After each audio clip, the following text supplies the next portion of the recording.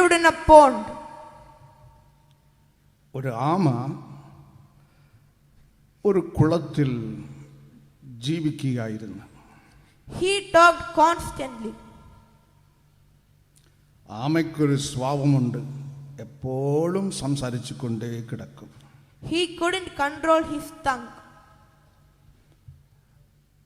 അവൻ്റെ നാക്കിന് അവന് നിയന്ത്രിക്കാനേ പറ്റത്തില്ല. It was summertime and the pond was drying up. വേനലടുത്ത് അത് കിടന്ന കുളം വറ്റാൻ തുടങ്ങി. The tortoise begged his friends to shift him to a lake. ആ ആമക്കുട്ടി തൻ്റെ സ്നേഹിതന്മാരോട് കേണി അപേക്ഷിച്ച്, എന്നെ ഈ കുളത്തിൽ നിന്ന് എടുത്ത് ഒരു കായലിലൊന്ന് കൊണ്ടാക്കാമോ? At last, 2 storks took pity on the tortoise and offered him to shift to a lake. അവസാനം 2 കൊക്കുകൾ മനസ്സലിഞ്ഞ്, നിന്നെ ഈ വറ്റുന്ന കുളത്തിൽ നിന്നെടുത്ത് കായൽ ഞങ്ങൾ കൊണ്ടാക്കാം എന്ന് വാക്ക് കൊടുത്തു. Their plan was to hold the 2 ends of a stick in their beak and let the tortoise hang it from the middle by its mouth. അവരുടെ പദ്ധതി ഒരു വടിയിൽ 2 കൊക്കുകളുടെ അലകും 2 അറ്റത്ത് കടിച്ചു പിടിച്ച് ആ വടിയുടെ നടുവിൽ ഈ ആമയെ കടിച്ച് തൊങ്ങവിട്ട് കൊണ്ട് കായലെത്തിക്കണം. The storks sternly warned the tortoise not to open its mouth while flying. വളരെ നിർബന്ധമായി കൊക്കുകൾ ആമയോട് കൽപ്പിച്ചു, നോക്ക്, പറക്കുമ്പോൾ വാ തുറക്കരുത്, ഡേഞ്ചറാകും. The tortoise agreed to cooperate. അങ്ങനെ തന്നെ ആമ ആ നിബന്ധനയ്ക്ക് വഴങ്ങി അതനുസരിക്കാമെന്ന് വാക്കും കൊടുത്തു.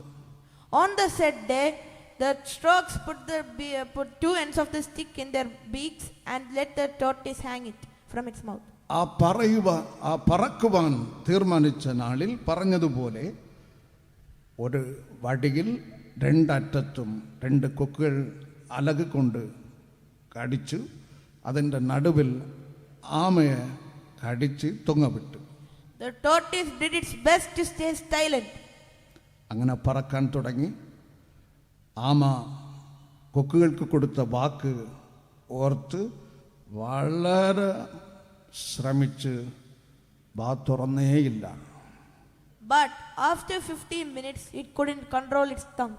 പക്ഷേ ഒരു 15 മിനിറ്റുകൾക്ക് ശേഷം അതിനെ കൊണ്ട് വാ അടച്ചിരിക്കാനേ പറ്റില്ല. Mid-air while flying, the tortoise fell down and died.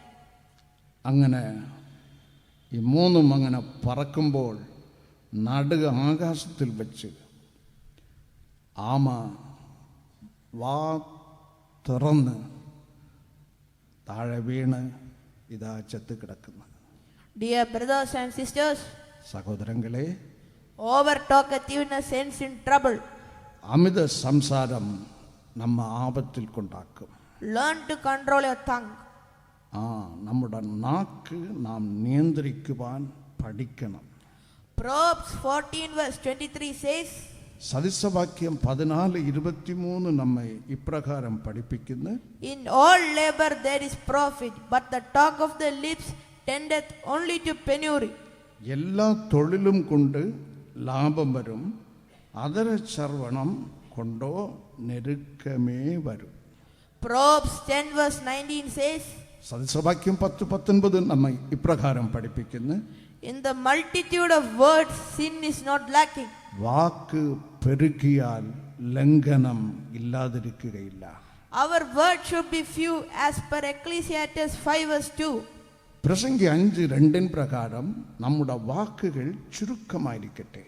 Jesus Christ only spoke the words of eternal life as per John 6 verse 68. യോഹന്നാൻ 6:68 നമ്മെ ഇപ്രകാരം പഠിപ്പിക്കുന്നു, യേശു കർത്താവ് നിത്യ ജീവന്റെ വചനങ്ങളാണ് എപ്പോഴും പ്രസ്താവിച്ചത്. Luke 4 verse 22 says, Only gracious words proceeded out of Jesus Christ's mouth.